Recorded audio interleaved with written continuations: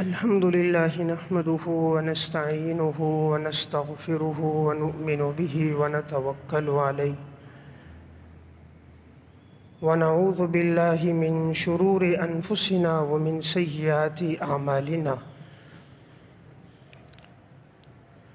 من يهده الله من يضل له ونشهد أن لا إله إلا الله وحده لا شريك له ونشهد أن محمدًا عبده ورسوله أما بعد فأعوذ بالله من الشيطان الرجيم بسم الله الرحمن الرحيم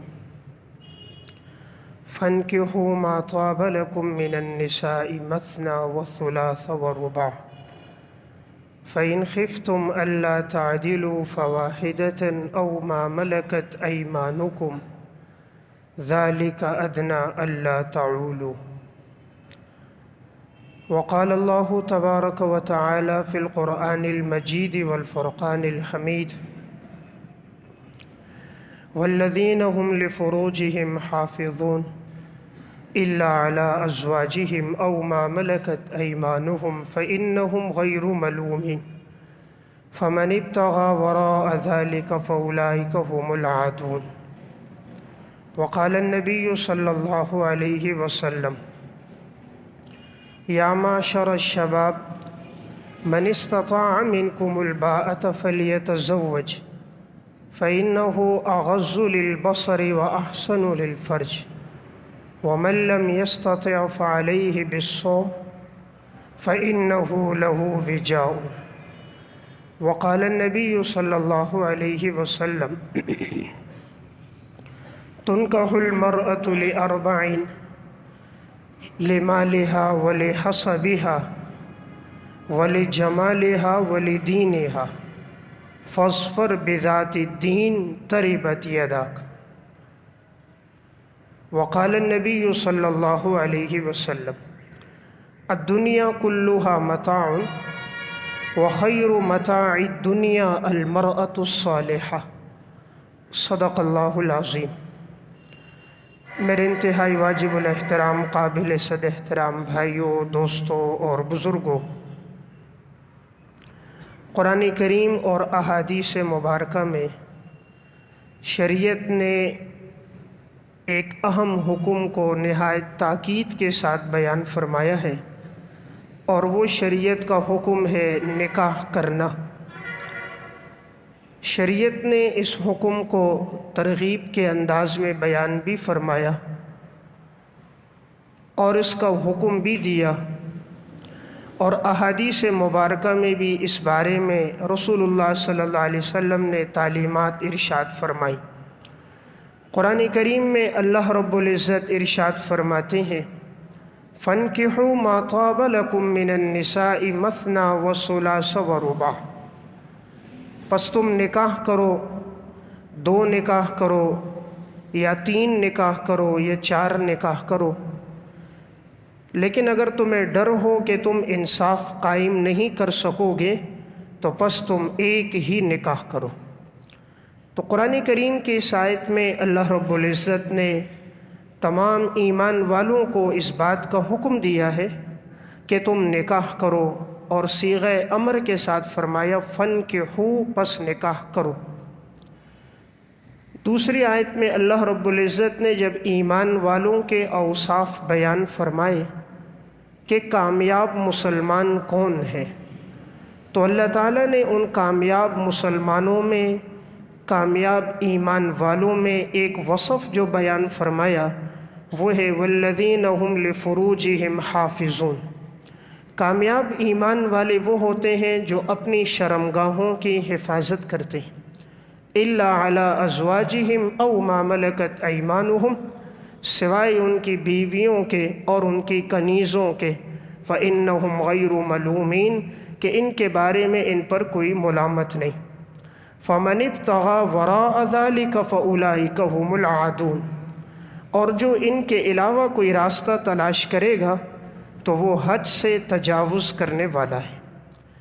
تو قرآن کریم کی ان آیات میں اللہ رب العزت نے کامیاب ایمان والوں کے جو اوصاف بیان فرمائے اس میں ایک وصف یہ تھا کہ جو اپنی شرمگاہ کی حفاظت کرے سوائے اپنی بیوی اور کنیز کے۔ سورہ نور میں اللہ رب العزت ارشاد فرماتے ہیں کہ جن کا نکاح نہیں ہوا تم ان کا نکاح کراؤ، چاہے وہ باندیوں میں سے ہو، غلاموں میں سے ہو۔ ان یکونوا فقراء یغنہم اللہ من فضلہ، اگر وہ غریب ہیں، تنگ دست ہیں، اللہ تعالیٰ فرماتا ہے میں اپنے فضل سے انہیں مالدار کر دوں گا، تم نکاح کراؤ۔ اگر وہ فقیر اور تنگ دست ہیں، اللہ تعالیٰ فرماتا ہے نکاح کی وجہ سے میں انہیں مالدار کر دوں گا۔ تو قرآن کریم کی ان آیات میں اللہ رب العزت نے نکاح کی ترغیب دی ہے۔ جناب رسول اللہ صلی اللہ علیہ وسلم نے ارشاد فرمایا، یا معشر الشباب من استطاع منکم الباءۃ فلیتزوج، اے نوجوانوں کی جماعت، تم میں سے جو نکاح کرنے کی طاقت رکھے اسے چاہیے کہ وہ نکاح کر لے، اس لیے کہ اس کے دو فائدے ہیں۔ فَإِنَّهُ أَغَضُّ لِلْبَصَرِ، پہلا فائدہ یہ ہے کہ نکاح کرنے سے انسان کی نگاہیں جھک جاتی ہیں، نکاح کرنے سے انسان کی نگاہیں جھک جاتی ہیں، مطلب یہ ہے کہ انسان بدنظری سے محفوظ ہو جاتا ہے۔ دوسرا فائدہ وَأَحْسَنُ لِلْفَرْجِ، انسان کی شرمگاہ محفوظ ہو جاتی ہے، یعنی انسان زنا سے، بدکاری سے محفوظ ہو جاتا ہے۔ وَمَن لَّمْ يَسْتَطِعْ فَعَلَيْهِ بِالصَّوْمِ، اور جو نکاح کرنے کی طاقت نہ رکھے تو آپ نے فرمایا کہ وہ روزے رکھے۔ فَإِنَّهُ لَهُ وِجَاءٌ، اس لیے کہ روزے رکھنے سے اس کی مردانہ قوت میں کچھ کمی آ جائے گی تو وہ گناہ سے محفوظ رہے گا۔ تو گویا اس حدیث میں رسول اللہ صلی اللہ علیہ وسلم نے تمام نوجوانوں کو مخاطب کر کے یہ فرمایا کہ اے نوجوانوں کی جماعت، تم نکاح کرو، اس سے تمہاری نگاہیں بھی جھک جائیں گی اور اس سے تمہاری عزت اور آبرو بھی محفوظ ہو جائے گی۔ رسول اللہ صلی اللہ علیہ وسلم نے ارشاد فرمایا، صحیح مسلم کی روایت ہے، فرمایا تنکح المرأة لأربع، کسی عورت سے نکاح کیا جاتا ہے تو عموماً اس کی 4 وجوہات ہوتی ہیں، لمالہا ولحسبہا ولجمالہا ولدینہا، یا انسان نکاح کرتا ہے اس کی مالداری کی وجہ سے، یا نکاح کرتا ہے اس کے حسب و نسب کی وجہ سے کہ وہ اونچے خاندان کی ہے، یا نکاح کرتا ہے اس کے حسن و جمال کی وجہ سے، اور یا نکاح کرتا ہے اس کی دینداری کی وجہ سے۔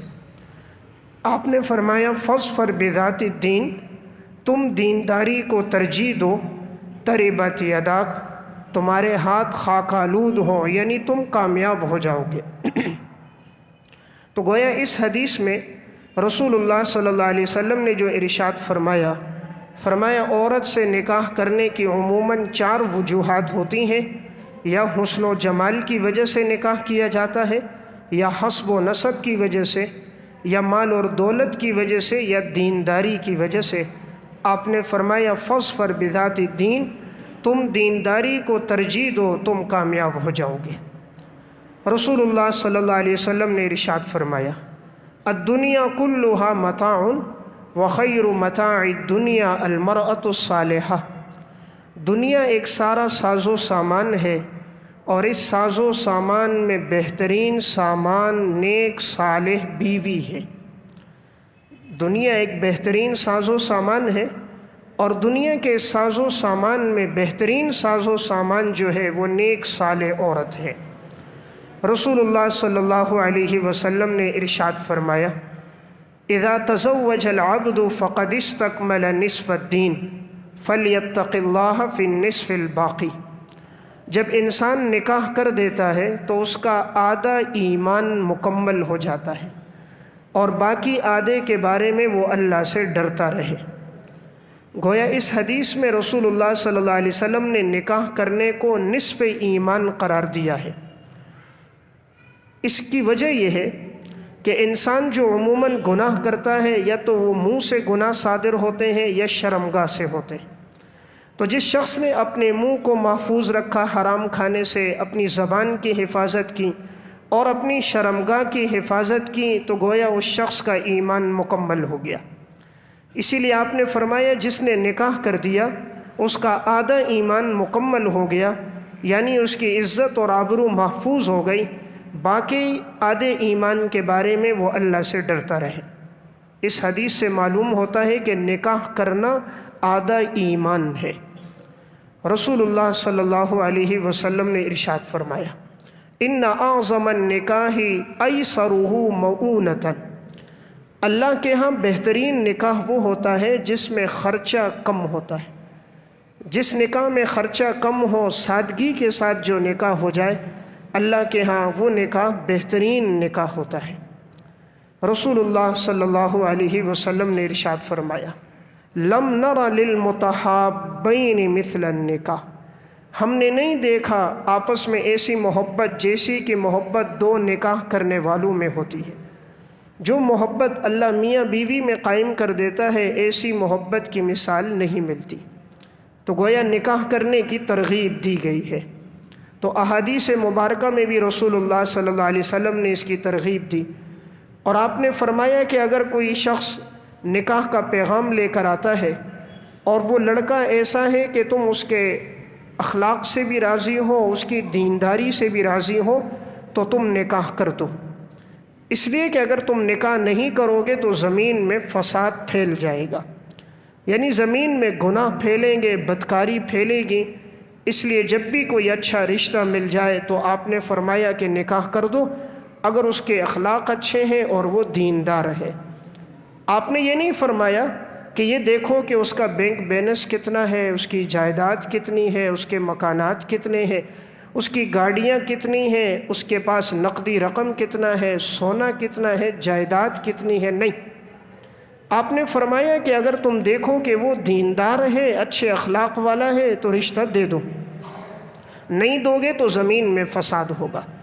تو گویا کہ آپ نے لڑکے کے انتخاب میں بھی دینداری کو ترجیح دینے کا حکم دیا، اور آپ نے لڑکی کے انتخاب میں بھی یہ حکم دیا کہ چاروں چیزوں میں دینداری کو ترجیح دو تو تم کامیاب ہو جاؤ گے۔ رسول اللہ صلی اللہ علیہ وسلم نے حضرت علی رضی اللہ تعالیٰ عنہ کو فرمایا یا علی ثلاث لا تؤخرھا، اے علی تین چیزوں میں تاخیر نہ کرنا۔ الصلاۃ اذا اتت، جب نماز کا وقت ہو جائے تو اس میں تاخیر نہ کرنا۔ نمبر 2 والجنازۃ اذا حضرت، جب کسی کا انتقال ہو جائے تو نماز جنازہ میں تجہیز و تکفین میں تاخیر نہ کرنا۔ نمبر 3 والأیم اذا وجدت لها کفءا، جب کوئی غیر شادی شدہ ہو اور اس کا جوڑا مل جائے تو نکاح کرنے میں تاخیر نہ کرنا، فوراً نکاح کر دینا۔ ان روایات سے معلوم ہوتا ہے کہ آپ صلی اللہ علیہ وسلم نے نکاح کی کس قدر ترغیب ہمیں دی ہے۔ رسول اللہ صلی اللہ علیہ وسلم کی ذات اقدس ہمارے لیے نمونہ ہے۔ آپ نے اپنی بیٹیوں کا نکاح کروایا تو آپ نے دینداری کو ترجیح دی، اور بلوغت کے فوراً بعد آپ نے نکاح کرا دیا اور بڑی سادگی کے ساتھ نکاح کرایا۔ آپ کی 2 بیٹیوں کا نکاح حضرت عثمان بن عفان سے ہوا، حضرت رقیہ اور ام کلثوم کا، اور آپ کی 1 بیٹی حضرت فاطمہ کا نکاح حضرت علی رضی اللہ تعالیٰ عنہ سے ہوا۔ حضرت علی رضی اللہ تعالیٰ عنہ اس وقت بڑے تنگ دست تھے۔ جب نکاح ہوا ہے تو یہ اپنی زرع فروخت کرنے کے لیے جا رہے تھے۔ راستے میں صحابہ اکرام سے ملاقات ہوئی، ان میں حضرت عثمان بن عفان بھی تھے۔ پوچھا کہ علی کہاں جا رہے ہو؟ کہا نکاح ہونا ہے تو میرے پاس رقم نہیں ہے نکاح کی ضروریات کے لیے، تو میں زرع بیچنے جا رہا ہوں۔ فرمایا علی یہ فروخت نہ کرو، نکاح تمہارا ہوگا اور خرچہ عثمان کی طرف سے ہوگا۔ تو یہاں دیکھیں آپ صلی اللہ علیہ وسلم نے مالداری کو ترجیح نہیں دی، ورنہ کہ مدینہ میں بڑے بڑے مالدار تھے، دولت والے، پیسے والے تھے۔ آپ نے بیٹی فاطمہ سیدۃ نساء اہل الجنہ، جنت کی عورتوں کی سردار، حسنین کی والدہ، نبی کے لخت جگر ہے، آپ نے رشتے کے انتخاب میں دینداری کو ترجیح دی کہ حضرت علی کے پاس کوئی دولت، کوئی پیسہ نہیں تھا۔ یہاں سے یہ بھی پتہ چلا، آج جو یہ بات میڈیا کے ذریعے تشہیر دی جاتی ہے کہ چچا زاد میں نکاح نہ کرو، کزنوں میں نکاح نہ ہو، اس سے بیماریاں بڑھتی ہیں اور اس سے امراض جنم لیتے ہیں، یہ بات درست نہیں۔ آپ صلی اللہ علیہ وسلم نے اپنی بیٹی اپنے چچا کے بیٹے کو دی۔ حضرت علی آپ کے چچا کا بیٹا ہے، اور خاندانی رشتوں میں محبتیں زیادہ ہوتی ہیں۔ جب یہ آپس میں چچا زاد بھائیوں کے رشتے ہوتے ہیں، بھتیجا ہے دوسری طرف سے بھتیجی ہے، جب یہ خاندانی رشتے ملتے ہیں تو گھروں میں سکون آتا ہے، اور جب خاندان کی بچی گھر آتی ہیں تو وہ خدمتگار زیادہ ہوتی ہے، ناچاکیاں، پریشانیاں، تکلیفوں سے انسان محفوظ رہتا ہے، کیونکہ اسے لحاظ ہوتا ہے ایک طرف میرا والد ہے تو ایک طرف میرا چچا ہے، اسے لحاظ ہوتا ہے ایک طرف والدہ ہے تو ایک طرف میری چچی ہے۔ اس لیے خاندانی رشتوں کے ذریعے گھر آباد ہوتے ہیں اور ان میں محبتیں ہوتی ہیں۔ باہر کے رشتوں کو نبھانا آج کے دور میں خصوصاً زیادہ مشکل ہوتا ہے۔ تو بہرحال آپ صلی اللہ علیہ وسلم نے انتخاب حضرت علی کا کیا، اور آپ نے اپنی بیٹی فاطمہ کو ایک چارپائی دی، ایک لحاف دیا، ایک مصلی، ایک مشکیزہ، نہایت مختصر ضرورت کا سامان دیا۔ یہ امت کو درس دینا تھا کہ نکاح سادگی کے ساتھ کیا جائے۔ شریعت نے نکاح کو بہت آسان رکھا، ہم نے رسم و رواج کے ساتھ اسے مشکل بنا دیا۔ شریعت نے نکاح میں کیا رکھا ہے؟ 3 چیزیں۔ نمبر 1 ایجاب اور قبول، نمبر 2 مہر، نمبر 3 گواہ۔ جب یہ 3 چیزیں موجود ہوں تو نکاح ہو جاتا ہے۔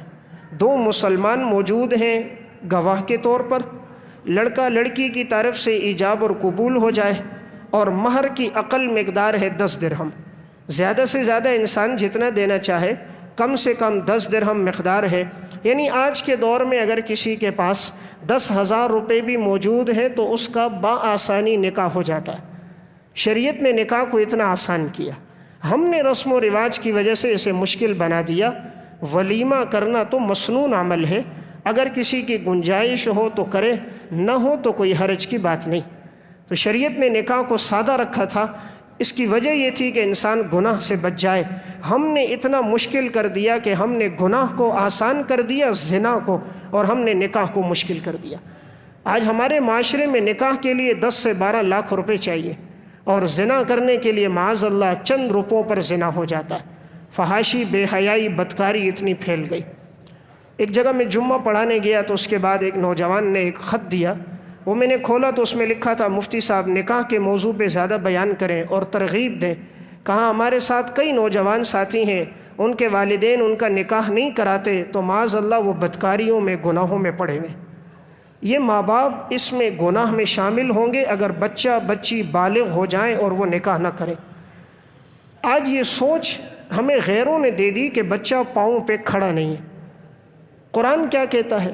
ہم مسلمان ہیں، ہمارا ایمان اللہ اور اللہ کے رسول پر ہے، ہمیں سب سے پہلے دیکھنا ہوگا کائنات کا بنانے والا رب ہمیں کیا تعلیم دیتا ہے۔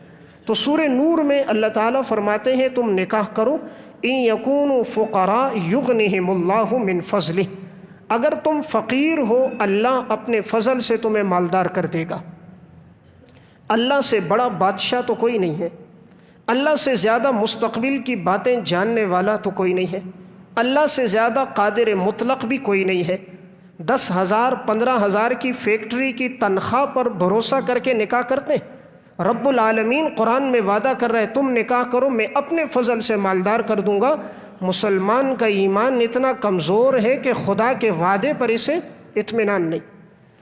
جناب رسول اللہ صلی اللہ علیہ وسلم کیا فرماتے ہیں کہ جن کی زبان سے نکلی ہوئی بات وحی ہے، وَمَا يَنطِقُ عَنِ الْهَوَىٰ إِنْ هُوَ إِلَّا وَحْيٌ يُوحَىٰ، آپ نے جو فرمایا وہ وحی ہے۔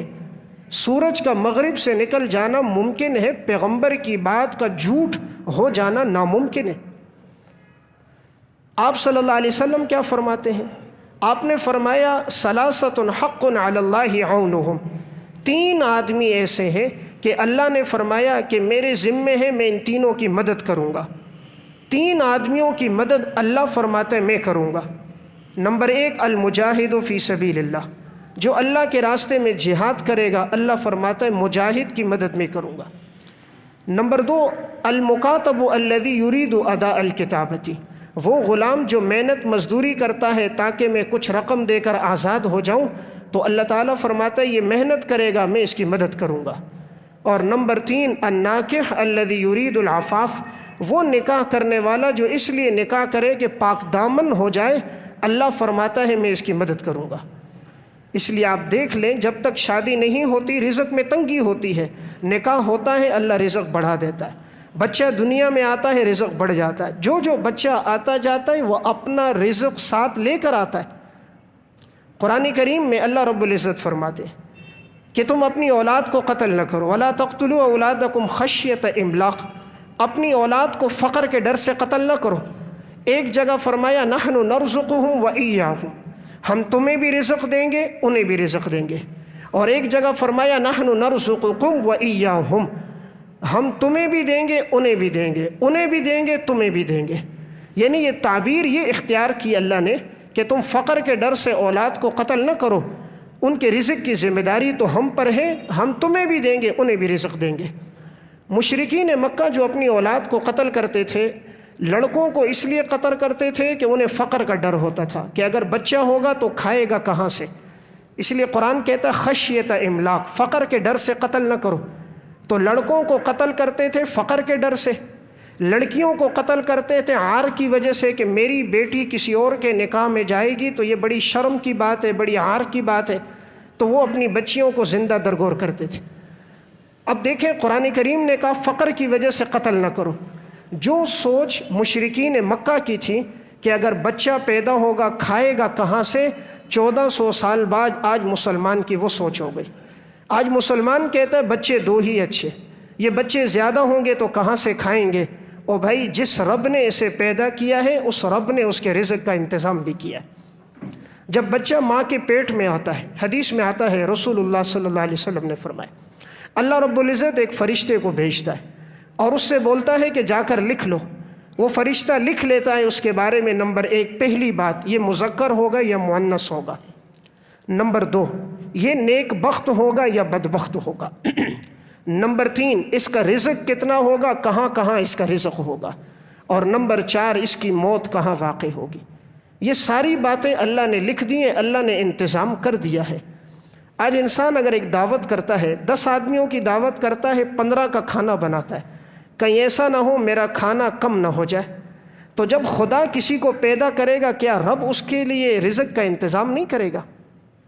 جب انسان انتظام کرتا ہے کیا ارض و سماوات کا خالق زمین اور آسمان کے تمام خزانے جس کے قبضے میں ہیں کیا وہ اس کے لیے اسباب نہیں پیدا کرے گا؟ اس لیے رزق اللہ دیتا ہے۔ تو اللہ نے فرمایا ان کی وجہ سے ہم تمہیں بھی دیں گے، تمہیں بھی رزق دیں گے انہیں بھی۔ دوسری تعبیر کے تحت مفسرین نے لکھا کہ یہ جو جملہ آتا ہے کہ ہم انہیں بھی دیں گے تمہیں بھی دیں گے انہیں بھی، یہ اشارہ ہے اولاد کی وجہ سے اللہ والدین کے رزق میں بھی اضافہ کر دیتا ہے۔ اس لیے جب اولاد ہوتی ہے تو اللہ رزق بڑھا دیتا ہے۔ اس لیے بات میں نے یہ عرض کی، نکاح میں تاخیر نہیں کرنی چاہیے۔ آج کے دور میں فحاشی اور یعنی بے حیائی عام ہو چکی ہے، انٹرنیٹ، کیبل، فیس بک کا منفی استعمال عام ہو چکا ہے۔ اس لیے آج کی نئی نسل بدکاری، فحاشی اور یعنی بے حیائی کی طرف بڑھ رہی ہے۔ والدین کی ذمہ داری بنتی ہے بچہ بچی بالغ ہو جائیں تو سادگی کے ساتھ نکاح کر دیں۔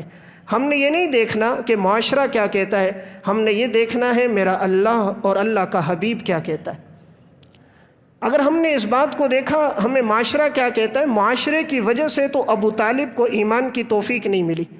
یہ حضور کا سگا چچا ہے ابو طالب، حضرت علی کا والد ہے۔ اسے معلوم تھا آپ صلی اللہ علیہ وسلم اللہ کے سچے نبی ہیں۔ آخری وقت میں رسول اللہ صلی اللہ علیہ وسلم ان کے پاس گئے، فرمایا چچا جان تم میرے کان میں کلمہ پڑھ لو، میں اللہ کے ہاں گواہی دوں گا میرے چچا نے ایمان لایا۔ تو چچا ایمان لانے والے بھی تھے، لیکن ابو جہل بدبخت اور اس دور کے جو کفار تھے انہوں نے کہا کیا تم بھتیجے کے دین کو قبول کرو گے اور اپنے آبا و اجداد کے باپ دادا کے دین کو چھوڑ دو گے؟ تو جب یہ بات کہی تو انہوں نے کہا نہیں میں اپنے باپ دادا کے دین کو نہیں چھوڑتا، تو مجھے لوگ کیا کہیں گے، برادری والے کیا کہیں گے؟ اس وجہ سے انہوں نے دین قبول نہیں کیا، کفر کی حالت میں مر گئے۔ تو وجہ کیا بنی؟ برادری، عزیز و اقارب، علاقے والے کیا کہیں گے؟ ہم نے یہ نہیں دیکھنا، ہم نے دیکھنا میرا اللہ اور اللہ کا رسول کیا کہتا ہے۔ ہم دیکھتے ہیں ہمیں واقعات ملتے ہیں کہ انہوں نے جیسے ہی جوزی رحمۃ اللہ علیہ متوفہ 597 ہجری کی کتاب صفت الصفوہ، اس میں انہوں نے واقعہ نقل کیا کہ حضرت عمر رضی اللہ تعالیٰ عنہ گلی میں گشت کر رہے ہیں، گشت کرتے ہوئے جاتے ہیں، ایک گھر کے پاس سے گزر ہوتا ہے تو اندر سے آواز آتی ہے ایک ماں اپنی بیٹی سے کہتی ہے کہ بیٹی دودھ میں پانی ملا دو، وہ کہتی ہے اماں جان آپ کو معلوم نہیں امیر المومنین عمر بن خطاب نے منع فرمایا۔ ماں آگے سے کہتی ہے کہ بیٹی عمر کو تو نہیں معلوم، رات کا اندھیرا ہے، عمر نہیں جانتا، دودھ میں پانی ملا دو۔ تو آگے سے بیٹی جواب دیتی ہے کہ اگر عمر نہیں جانتا عمر کا خدا تو جانتا ہے، عمر کو معلوم نہیں، عمر کا پیدا کرنے والا رب تو جانتا ہے۔ حضرت عمر نے مکان پہ نشان لگایا، چلے گئے۔ صبح اپنے غلام اسلم کو بھیجا۔ علامہ ابن جوزی صفت الصفوہ میں نقل کرتے ہیں تو غلام جو ہے وہ اس عورت کو بھی بلا کے لایا اور اس کی بیٹی کو بھی لایا۔ حضرت عمر رضی اللہ تعالیٰ عنہ نے فرمایا میں نے تمہاری رات کی گفتگو سنی اور مجھے اس بچی کا تقوی بڑا اچھا لگا کہ اس نے کہا کہ عمر کا رب تو جانتا ہے۔ تو اپنے بیٹوں کو حضرت عمر نے بلایا، ان کے بیٹوں میں عبداللہ بھی تھا، عبد الرحمن بھی۔ فرمایا کہ بیٹوں اگر مجھے نکاح کی ضرورت ہوتی تو اس لڑکی سے میں خود نکاح کر دیتا، اس لیے کہ اس کی زندگی میں تقوی ہے، اللہ کا ڈر ہے، لیکن مجھے ضرورت نہیں، تم نے نکاح کرنا ہے تو کر لو۔ تو بیٹوں نے کہا ہمارا نکاح تو ہو چکا ہے۔ ایک بیٹے تھے عاصم، ان کا نکاح نہیں ہوا تھا۔ فرمایا ابا جان اگر آپ مناسب سمجھے تو میرا نکاح کر دے۔ اب انہوں نے لڑکی کو دیکھا نہیں ہے، والد نے رشتے کا انتخاب کیا ہے تو بیٹا راضی ہو گیا۔ آج تو بچے خود انتخاب کرتے، آج تو لڑکے لڑکیاں خود اپنے لیے رشتے ڈھونڈتے ہیں، نیٹ کے ذریعے، کیبل کے ذریعے، واٹس ایپ کے ذریعے سے رشتے خود ڈھونڈ رہے ہیں۔ جن رشتوں کا ماں باپ انتخاب کرتے ہیں ان میں پاسداری اور پختگی ہوتی ہے۔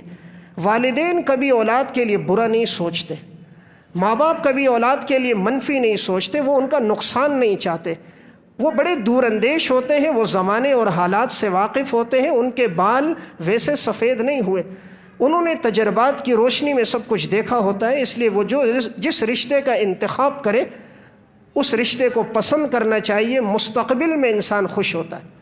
اور جب وہ خود عشق معشوقی کر کے رشتہ کر دیتا ہے، ایسے رشتے عموماً سال 2 سال رہتے ہیں، جب عشق کا نشہ اترتا ہے، جب شہوت ختم ہوتی ہے تو زوال آ جاتا ہے۔ جس کام کی بنیاد اللہ اور رسول کی نافرمانی پر ہو وہ پائیدار نہیں ہوتا، جس کام کی بنیاد خالق ارض و سماوات کے احکامات کے توڑنے پر، اللہ کے حبیب کے احکامات کے توڑنے پر ہو، اس کام میں مضبوطی نہیں ہوتی۔ تو میں عرض کر رہا تھا حضرت عمر کے بیٹے عاصم نے کہا ابا جان میں اس رشتے پہ راضی ہوں۔ آپ نے بچی سے پوچھا تم بھی راضی ہو؟ لڑکی نے کہا میں بھی راضی ہوں، ماں بھی راضی تھی۔ آپ نے اپنے بیٹے عاصم کا نکاح اس لڑکی سے کر دیا۔ اب دیکھیں حضرت عمر 22 لاکھ مربع میل کے بادشاہ ہیں، اگر وہ چاہتے اپنے بیٹے کے لیے کسی حسینہ کا انتخاب کرتے، کسی حسب و نسب والی لڑکی کا انتخاب کرتے، کسی مالدار کا کرتے، دولت مند کا کرتے، نہیں، انہوں نے کس کا انتخاب کیا؟ ایک جھونپڑی کے اندر رہنے والی ایک لڑکی جس کے دل میں اللہ کا ڈر ہے، اور اپنے بیٹے کا اس کے ساتھ نکاح کروایا۔ جب یہ دونوں نیک صالح متقی تھے، بیٹا بھی نیک صالح، ادھر لڑکی بھی دیندار نیک صالحہ، ان سے ایک بیٹی پیدا ہوئی، اور اس بیٹی سے عمر بن عبدالعزیز جیسا نیک صالح حکمران پیدا ہوا۔ عمر بن عبدالعزیز وہ ہیں جنہیں خلیفہ راشدین میں 5ویں نمبر پہ شمار کیا جاتا ہے۔ ان کی خلافت ایسی تھی اور انہوں نے اس طرح عدل اور انصاف قائم کیا تھا کہ لوگوں کو خلفائے راشدین کا دور یاد آ گیا تھا۔ تو گویا کہ اس لڑکے اور حضرت عاصم کے ملنے سے لڑکی پیدا ہوئی، اور اس لڑکی سے عمر بن عبدالعزیز رحمہ اللہ پیدا ہوئے۔ تو دیکھیں گویا کہ یہ جو لڑکی تھی یہ عمر بن عبدالعزیز کی نانی بنی، حضرت عاصم اور عمر بن عبدالعزیز کے نانا ہوئے، اور حضرت عمر رضی اللہ تعالیٰ عنہ پڑنانا ہوئے۔ تو اللہ نے اس سے اتنا کام جو لیا خاندان سے، عمر بن عبدالعزیز سے، پیچھے بنیاد کیا بنی ہے؟ نیک صالح رشتہ۔ تو اس لیے سلف ہمیشہ اس کو دیکھتے تھے دینداری ہو، انہوں نے دولت اور پیسے کو نہیں دیکھا۔ آج لڑکے والے بھی دیکھتے ہیں لڑکی والے جہیز کتنا دیں گے، معاذ اللہ آج تو لسٹ بنا کر دی جاتی ہے جہیز میں یہ چیزیں ہمیں چاہیے ہوں گی، ہمیں اتنا سونا چاہیے، اتنا سامان ہمیں چاہیے ہے، اور ہمیں موٹر سائیکل بھی ساتھ ہو، فریزر بھی ہو، ٹیلی ویژن بھی ہو، پوری لسٹ ہوتی ہے۔ یعنی آج انسان کی نگاہ میں قدر نہیں ہے، وہ آپ کو اپنے جگر کا ٹکڑا دے رہا ہے، اپنی بیٹی آپ کے حوالے کر رہا ہے، اس کی قدر نہیں، سامان کی قدر ہے، انسان کی قدر نہیں، مال اور دولت کی قدر ہے۔ اسی لیے جس کام کی بنیاد دولت اور پیسے اور حرص پر ہوتی ہے وہ پائیدار نہیں ہوتا۔ تو بہرحال سلف نے ہمیشہ دینداری کو ترجیح دی ہے، اور پھر اللہ نے ان کی اولادوں سے بھی بڑا کام لیا۔ اولادیں بھی نیک تب ہوتی ہیں نا جب ماں باپ نیک صالح ہوتے ہیں. جب والدین کی زندگی میں تقوی نہیں ہوتا نا، پھر اولادوں سے بھی کوئی بہت بڑا کام نہیں لیا جاتا. حضرت عبداللہ بن مبارک رحمہ اللہ، ان کا واقعہ علامہ ابن خلکان رحمۃ اللہ علیہ نے وفیات الاعیان میں نقل کیا. ان کے والد حضرت مبارک رحمہ اللہ ایک انار کے باغ میں درختوں کو پانی دیا کرتے تھے. باغ کا مالک خود باغ میں آتا نہیں تھا. ایک عرصہ گزر گیا. ایک دفعہ اس کا آنا ہوا کہ اتنا دن گزرے، اتنے ماہ گزرے، سال گزرے، میں نہیں گیا، چلو آج اپنا باغ دیکھتا ہوں. باغ دیکھنے گئے تو حضرت عبداللہ کے والد مبارک سے کہا ایک انار توڑ کے لاؤ لیکن میٹھا ہونا چاہیے. حضرت مبارک انار توڑ کے لائے، اتفاق سے کڑوا نکلا. کہا دوسرا لاؤ، دوسرے درخت سے لایا، وہ بھی کڑوا. کہا تیسرا لاؤ، تیسرے درخت سے لایا، وہ بھی کڑوا. انہوں نے کہا تمہارا کتنا عرصہ ہو گیا؟ کہا تقریباً 7 سال ہونے کو ہے. کہا تمہیں نہیں معلوم اس عرصے میں کس درخت کا انار میٹھا ہے، کس کا کڑوا ہے؟ انہوں نے جواب دیا حضرت میٹھے اور کڑوے کی پہچان کھانے سے ہوتی ہے. میں نے آج تک ایک انار کا دانہ نہیں کھایا، مجھے کیسے پتہ چلے گا کس درخت کا انار میٹھا ہے، کس کا کڑوا ہے؟ باغ کا مالک اتنا متاثر ہوا، اتنے عرصے میں اس نے ایک دانہ نہیں کھایا. آج کا مسلمان ہوتا اور باغ کا مالک خود باغ میں نہ آتا، وہ کہتا انار کی پیٹیاں بھرو اور پتلی گلی سے نکلو. یہ 1200 سال بعد کا مسلمان ہے اور وہ 1200 سال پہلے کا مسلمان تھا. 1200 سال بعد کا مسلمان کیمرے کی آنکھ سے ڈرتا ہے، 1200 سال پہلے کا مسلمان خدا سے ڈرتا تھا. تو جب اس نے دیکھا اس نے ایک دانہ انار کا نہیں کھایا، کہا میں اپنی بیٹی کا نکاح آپ سے کرتا ہوں. حسب نہیں دیکھا، دولت نہیں دیکھا، پیسہ نہیں دیکھا، بینک بیلنس نہیں پتہ کیا، جائیدادوں کے بارے میں لسٹ نہیں مانگی، اکاؤنٹ کتنے ہیں اور اکاؤنٹوں میں دولت کتنی ہے نہیں پوچھا. صرف کہا تمہاری زندگی میں تقوی، میں اپنی بیٹی کا نکاح تمہارے ساتھ کرانا چاہتا ہوں. انہوں نے فرمایا جیسے آپ کی مرضی، میں تو غریب آدمی ہوں. کہا نہیں، تم سے اچھا رشتہ مجھے نہیں ملے گا. اپنی بیٹی کا نکاح ان کے ساتھ کرایا. ان کی بیٹی بھی نیک صالحہ متقیہ تھی. ان دونوں کے ملنے سے جو اولاد حاصل ہوئی، پھر دنیا اسے کہتی ہے امیر المومنین فی الحدیث عبداللہ بن مبارک رحمہ اللہ. جب ماں باپ کی زندگی میں تقوی ہوتا ہے تو اللہ پھر اولادیں بھی ایسی عطا فرماتا ہے کہ جن کے استقبال کے لیے 30,000 کا مجمع آیا تھا. عبداللہ بن مبارک جب رقہ شہر میں داخل ہوئے تھے، 30,000 کے مجمع نے ان کا استقبال کیا تھا. اللہ نے ایسی عزتیں انہیں عطا فرمائی. تو یہاں باغ کے مالک نے کس کو دیکھا؟ دینداری کو. اور جب دونوں دیندار تھے تو اللہ نے کتنا نوازا. اس لیے میں بات یہ عرض کر رہا تھا، نکاح میں تاخیر نہ کی جائے اور لڑکا لڑکی بالغ ہو فوراً نکاح کیا جائے، اور رشتے کے انتخاب میں دینداری کو ترجیح ہو. پیسہ دولت ہمیشہ نہیں رہتا. عربی میں سونے کو کہتے ہیں ذہب. ذہب کا معنی ہوتا ہے چلا جانا. یہ پیسہ ایسا بے وفا ہے، جب تک ہمارے ہاتھ سے جاتا نہیں ہمیں نفع نہیں دیتا. تو آپ نے پیسے کو بنیاد بنایا کہ جس میں وفا ہی کوئی نہیں. انسان اور تقوی کو وفا نہیں بنایا جو ہمیشہ ساتھ دینے والا ہے. پیسہ تو ہاتھ کی میل، آج ایک کے پاس کل دوسرے کے پاس. جن رشتوں کی بنیاد دولت پر ہوتی ہے وہ پائیدار نہیں ہوتے، جن کی بنیاد تقوی پر ہوتی ہے وہ ہمیشہ رہتے. امام ابو نعیم اصفہانی رحمہ اللہ، متوفہ 463 ہجری کی کتاب ہے، متوفہ 430 ہجری، ان کی کتاب حلیۃ الاولیاء.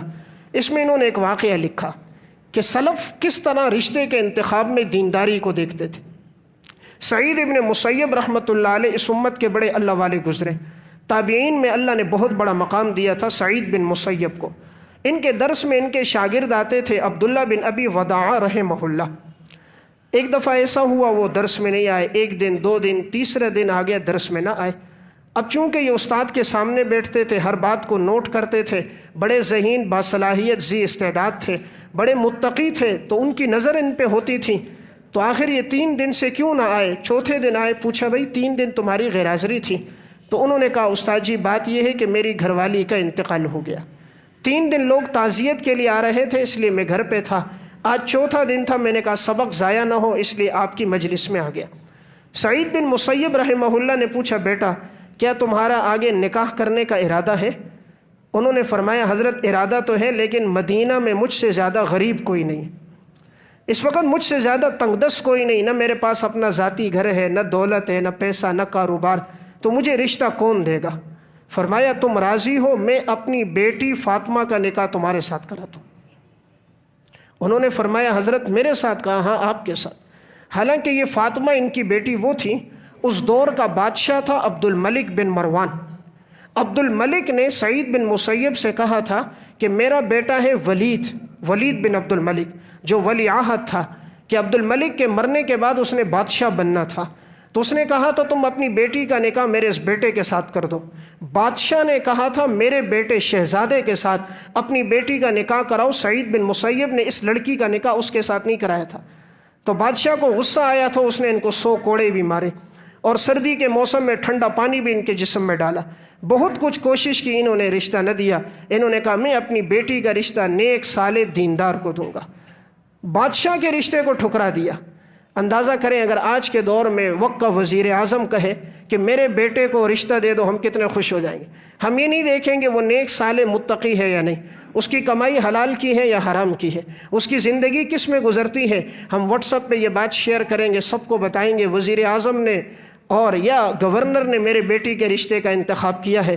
لیکن اس دور کے لوگ تھے، ان کی نظر مادیت پہ نہیں ہوتی تھی، ان کی نظر دنیا پہ نہیں ہوتی تھی، پیسے پر نہیں ہوتی تھی، ان کی نگاہیں لوگوں کے قلوب پر ہوتی تھی، ان کی نظریں ایمان اور تقوی پر ہوتی تھی۔ تو انہوں نے کہا میں اپنی بیٹی کا رشتہ آپ سے کراتا ہوں۔ یہ فرمانے لگے حضرت میرے پاس تو اتنی رقم بھی نہیں کہ میں مہر دے سکوں۔ فرمایا مہر کی ادائیگی میں خود کروں گا۔ بچی کے ساتھ اسی مجلس میں نکاح کرا دیا اپنی بیٹی کا۔ ان کی بیٹی بڑی نیک صالحہ، قرآن کی حافظہ، اپنے دور کی عالمہ تھی، کیونکہ بہت بڑے انسان ہیں سعید بن مسیب۔ اب جب دن کو نکاح ہو گیا تو یہ عبداللہ بن ابی وداع کہتے ہیں میں روزے کی حالت میں تھا، تو میں گھر کے اندر بیٹھا تھا، افطاری کے لیے میں نے پانی کھجوریں دسترخوان پہ رکھی ہیں، افطاری کے لیے انتظار میں ہے، تو اتنے میں دروازے پہ دستک ہوتی ہے، تو یہ پوچھتے ہیں کون؟ جواب آتا ہے سعید بن مسیب۔ یہ کہتے ہیں میں سوچنے لگ گیا میرے استاد محترم یہ تو گھر جاتے تھے یا مسجد، اس کے علاوہ کسی کے ہاں جاتے نہیں تھے، بہت بڑے عالم تھے، یہ میرے دروازے پر کیسے آ گئے؟ کہتے ہیں میں نے دروازہ کھولا تو انہوں نے اپنی بیٹی کا ہاتھ میرے ہاتھ میں دیا، کہا دن کو نکاح ہو چکا تھا، میں نے مناسب نہیں سمجھا کہ تم رات ایک دوسرے کے بغیر رہو، اور ساتھ ایک لاٹھی بھی دے دی، کہا میری بیٹی میں اگر کوئی کمی کمزوری نظر آئے تو اصلاح اس سے کر دینا۔ اپنی بیٹی کا ہاتھ خود ان کے ہاتھ میں دیا، کوئی بارات نہیں آئی، کوئی 10 سے 20 گاڑیاں نہیں آئی، کوئی پٹاخے اور فائرنگیں نہیں ہوئی، گھر کو سجایا نہیں گیا، 25 سے 30 دیگیں نہیں پکیں، اور حالوں میں 10 قسم کی ڈشیں نام و نمود اور ریاکاری کے لیے نہیں ہوئی۔ کتنا سادگی کے ساتھ کہ بیٹی کا ہاتھ پکڑا، خود آ کر یہاں چھوڑ دیا۔ اب وہ کہتے ہیں کہ میں گھر کی چھت پہ چڑھا عبداللہ بن ابی وداع، اور میں نے اعلان کیا کہ سعید بن مسیب نے اپنی بیٹی کا نکاح میرے ساتھ کر دیا تھا، اور انہوں نے خود اپنی بیٹی کو میرے گھر لے آئے ہیں، تو رخصتی بھی ہو چکی ہے۔ کہتے ہیں میں نے افطاری کر دی۔ افطاری کے بعد اگلے چند دنوں کے بعد جب میں ان کے پاس گیا، سعید بن مسیب نے مجھ سے پوچھا یہ بتاؤ تم نے میری بیٹی کو کیسے پایا؟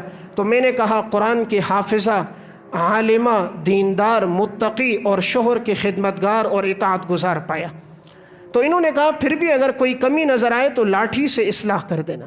اس دور کے ماں باپ کہتے تھے بچی کو کہ تم نے شوہر کی خدمت کرنی ہے، انہوں نے لاٹھی دی۔ آج کے ماں باپ موبائل دیتے کہ بیٹی ذرا بھی کوئی بات ہو تو فوراً اطلاع کر دینا، تو وہ بیٹی بات ایک ہوتی ہے، 4 اس کے حاشیے ہوتے ہیں، وہ بات کو بڑھا چڑھا کر پیش کرتی ہے، اپنی ماں کو بتاتی ہے، 4 باتیں اس نے لگائی، 5 باتیں ماں نے جوڑ دیں، 2 ماں کی بیٹیوں نے اضافہ کر دیا، اور پھر مگرمچھ کے آنسو بہاتے ہوئے جب باپ تک یہ بات پہنچتی ہے اور وہ جذبات میں فیصلہ کر دیتے اور گھر اجڑ جاتے۔ اور یہ وہ لوگ تھے جو لوگ دانا اور سمجھدار اور عقل مند لوگ تھے۔ اس واقعے میں ہمارے لیے کیا سبق ہے کہ وقت کے بادشاہ کے بیٹے کے رشتے کو ٹھکرایا، دینداری کو ترجیح دی، اور جیسے نکاح ہوا فوراً ہی رخصتی کر دی، اور اللہ نے پھر کیسا نوازا، اور خود تعاون بھی کیا، 20,000 درہم بھی دیے، ان سے کہا کہ جاؤ اپنے لیے کاروبار بھی شروع کرو تاکہ تم کسی کے محتاج نہ رہو، اور دعا کی اللہ تمہارے رزق میں برکت دے دے۔ یہ لوگ سمجھدار تھے، داماد کو رقم دے کر کہا کہ جاؤ اس سے اپنے لیے کاروبار شروع کرو۔ آج ہم بیٹیوں کو 10-10 لاکھ کا جہیز تو دے دیتے ہیں، اس کے پاس رکھنے کی جگہ نہیں ہوتی، کبھی ایک کرائے کے مکان میں کبھی دوسرے میں، اور وہ سارا جہیز اسی طرح ضائع ہو جاتا ہے۔ اگر یہی رقم سے بیٹی کو مکان خرید کے دے دیتے تو ساری زندگی اس کے پاس سر چھپانے کی جگہ تو ہوتی، ساری زندگی اس کے پاس رہنے کی جگہ تو ہوتی۔ یہ جو 10 تولے سونا بنایا، 20 قسم کی ڈشیں بنائی لوگوں کو دکھلاوے کے لیے، یہ رقم اگر داماد کو کچھ دے دی جاتی، بچی کو دے دی جاتی، وہ اپنے لیے گھر بنا دیتے، زندگی بھر سکون سے تو رہتے۔ بہرحال ہم شریعت سے دور ہیں اس لیے پریشان ہیں۔ ہم نے دین کو چھوڑا ہے، اس لیے آج ہم ناکام اور نامراد ہیں۔ جو شادیاں اللہ رسول کی اطاعت میں ہوتی ہیں وہ کامیاب ہوتی ہیں، جن شادیوں میں رسم و رواج ہوتا ہے، موسیقی ہوتی ہیں، وہ کبھی کامیاب نہیں ہوتی۔ عموماً ایسی شادیاں سال 2 سال 3 کے بعد طلاقوں کی نوبتیں آ جاتی ہیں اور گھر اجڑ جاتے ہیں۔ تو گفتگو کا خلاصہ یہ ہے کہ شادی کی جائے، نکاح کیا جائے سادگی کے ساتھ، شریعت کی تعلیمات کے مطابق، اور اس میں تاخیر نہ کی جائے۔ اللہ ہم سب کو عمل کی توفیق